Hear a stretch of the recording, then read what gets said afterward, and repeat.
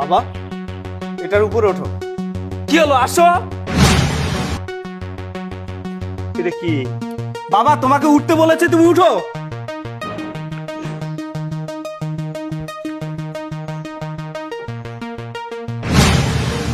75 KG.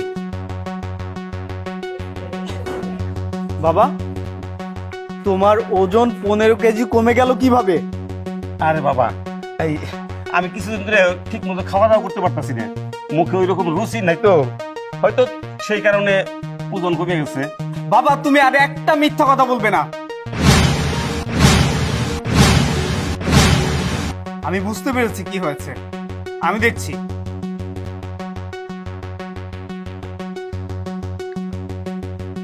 করিম চাচা, ছোট সাহেব, আমার বাবার ওজন 15 কেজি কমে গেল কিভাবে?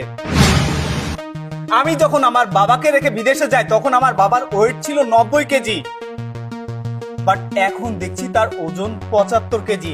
15 কেজি কিভাবে কমে গেল? ছোট সাহেব, এইটা আমি কি করে কমু?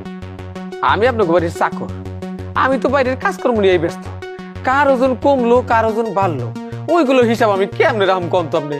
করিম চাচা, হ্যাঁ, আমি যখন দেশের বাইরে যাই তখন কিন্তু আপনাকে বলে গিয়েছিলাম আমার বাবাকে যেন আপনি দেখে শুনে রাখেন। আপনি কি দায়িত্ব পালন করেছেন? আমার বাবার দিকে খেয়াল রাখতে পারেননি? কেন কমে গেল বলেন?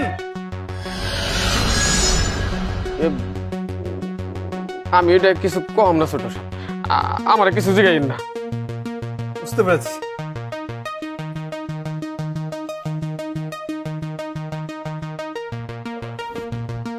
তুমি আমাকে বলো তো, তোমার দাদুর ওয়েট 15 কেজি কিভাবে কমে গেল?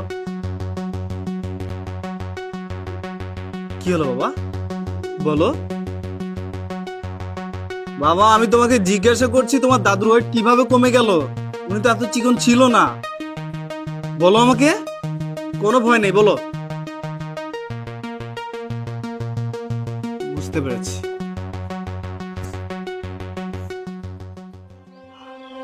নীলা,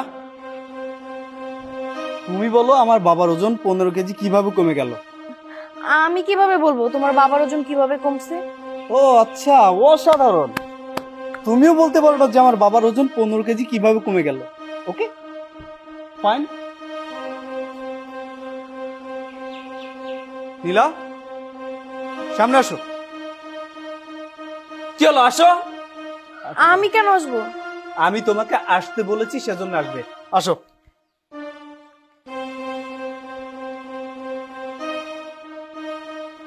কি হলো, দাঁড়িয়ে আছো কেন? এটার উপরে ওঠো। ওঠো ওঠো, আমি উঠিয়ে দিচ্ছি, ওঠো ওঠো। কি হলো, ওঠো ওঠো ওঠো।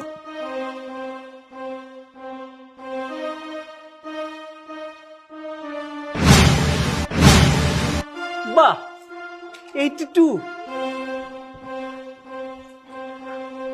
নীলা, আমি যখন দেশের বাইরে যাই তখন না তুমি 62 আসছিলা, তাহলে 82 কিভাবে হলো? ও, তুমি তো আসলে খাওয়া দাওয়া ঠিকঠাক ভাবে করেছো। তোমার গালে তো রুচি ছিল, আমার বাবার গালে ছিল না। তোমার গালে ছিল, এজন্য তুমি বেশি খেয়েছো, বাবা খেতে পারেনি। এই জন্য তোমার 20 কেজি বেশি হয়েছে আর বাবা 15 কেজি কমে গেছে, তাই না নীলা? হ্যাঁ, ওরকমই। Shut up! একটা মিথ্যা কথা বলবে না।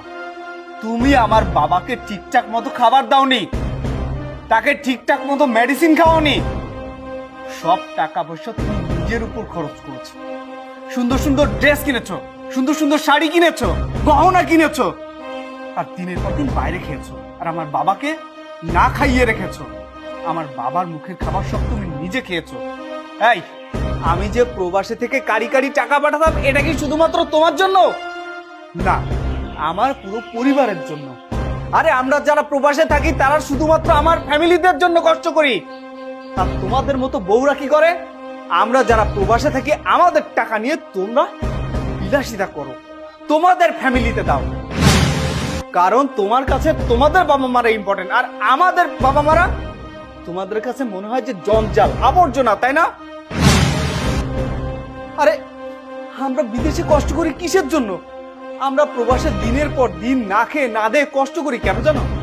শুধুমাত্র আমাদের ফ্যামিলির জন্য, যাতে আমাদের ফ্যামিলির লোকগুলো ভালো থাকে, আমাদের ফ্যামিলির মানুষগুলো ভালো থাকে, আমাদের বাবা মারা একটু সুখে শান্তিতে থাকতে পারে, দুবেলা দুমুঠো ভালো খেতে পারে।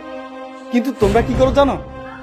তোমরা যারা আমাদের বউ হয়ে আসো, আমাদের মা বাবা ভাই বোন এদেরকে দেখলে তোমাদের কাছে জঞ্জাল মনে হয়, পর মনে হয়। কেন? আমাদের বাবা মারা কি তোমাদের বাবা মা হতে পারে না? আরে আমরা কি একটা বারো তোমাদের বাবা মাকে পর মনে করেছি? করিনি। তাদেরকে কিন্তু আমরা ঠিকই আপন মনে করি। কিন্তু তোমরা বৌমারা শ্বশুর শাশুড়িকে সারা জীবন অবহেলার চোখে দেখো। তোমার মতো বউ আমার বাসায় থাকতে পারে না। তুমি এক্ষুনি আমার বাসা থেকে বের হয়ে যাবে। কি হলো, যাও, দাঁড়িয়ে আছো কেন? ওগো, তুমি আমার ক্ষমা করে দাও, আমি কথা দিতেছি আর এরকম অন্যায় করবো না। আর একটা কথা তুমি বলবে না, তোমার কোনো কথাই আমি শুনতে চাই না। তুমি এক্ষুনি এই বাড়ি থেকে বের হয়ে যাবে। যাও, বের হয়ে যাও, যাও, বের হয়ে যাও।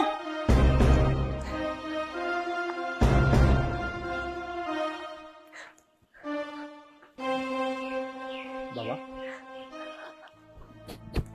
তোমাকে এতদিন যে কষ্ট দিয়েছে, আমি তাকে এই বাড়ি থেকে বের করে দিয়েছি। আজকে থেকে আমি তোমাকে কোনো কষ্ট পেতে দেবো না। চলো, ঘরে চলো।